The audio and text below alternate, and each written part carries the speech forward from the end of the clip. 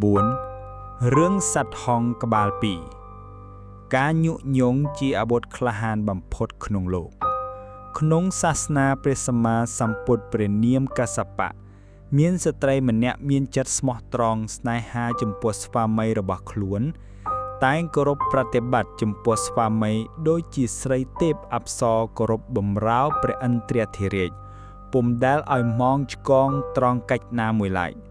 ថ្ងៃមួយស្ត្រីនោះបាននាំស្វាមីចាត់ចែងទានរបស់ខ្លួនថ្វាយដល់ព្រះសង្ឃមានព្រះពុទ្ធជាប្រធានហើយតាំងសេចក្តីប្រាថ្នាថាក្នុងជាតិខាងមុខបន្ទាប់អំពីជាតិនេះទៅសូមឲ្យបានកើតជាបរិសុទ្ធរាល់ជាតិ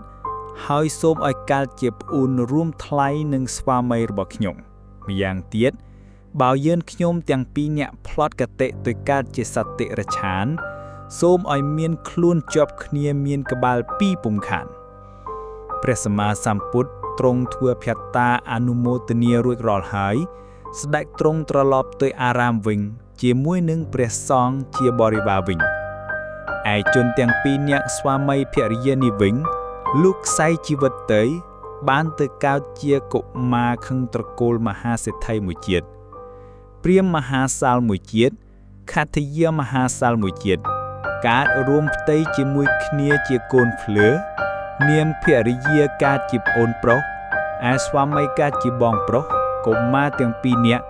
មានសេចក្តីរាប់អានស្រឡាញ់គ្នាជាទីបំផុតបន្ទាប់អំពីជាតិនោះមកបានផ្លត់កតិទៅកើតជាសត្វហង្សមាគមានខ្លួនព្រែកជាប់គ្នាមានក្បាលពីរស្លាប4ជើង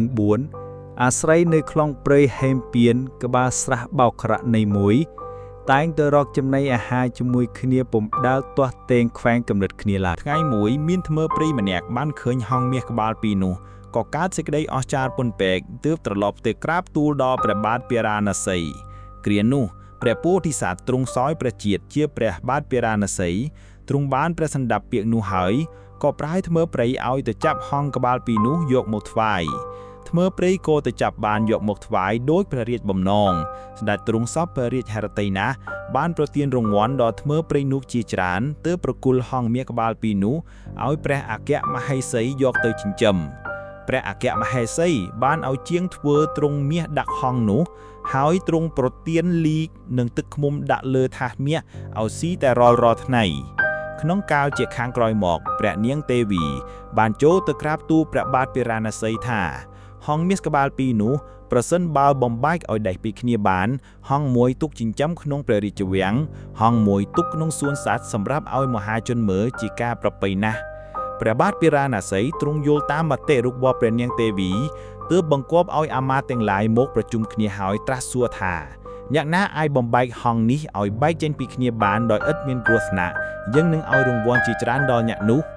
ពេលនោះមានអាមាត្យម្នាក់ជាអ្នកឆ្លៀវវៃក្នុងឧបាយកលបានថ្វាយដំណឹងដល់ព្រះរាជាថាខ្ញុំព្រះអង្គអាចបំបែកបានព្រះរាជាក៏ប្រគល់ហង្សនោះឲ្យទៅថ្ងៃមួយអាមាត្យនោះរៀបតាក់តែងខ្លួនចូលទៅក្នុងវាំង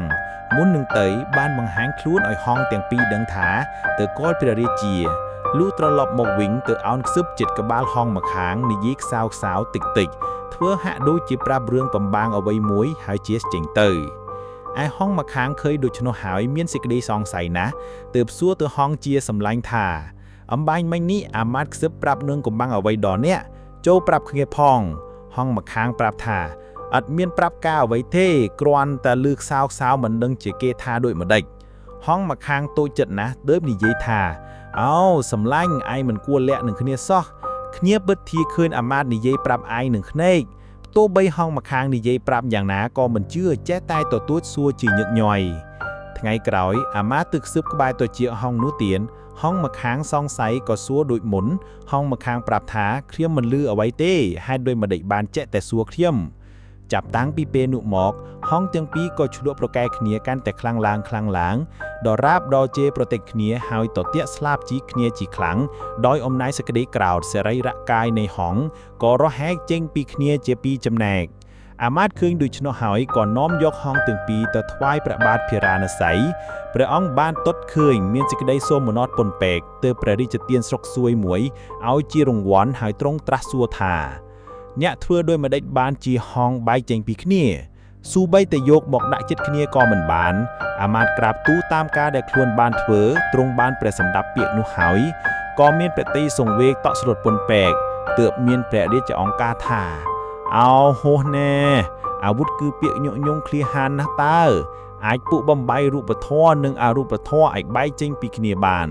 ក្នុងโลกនេះឥតមានអាវុធណាដែលឃ្លាវក្លាស្មើនឹងពាក្យញុញងនេះឡើយប្រជុំចតុកថ្មើរព្រៃនៅក្នុងកាលនោះគឺឆន្ទតេ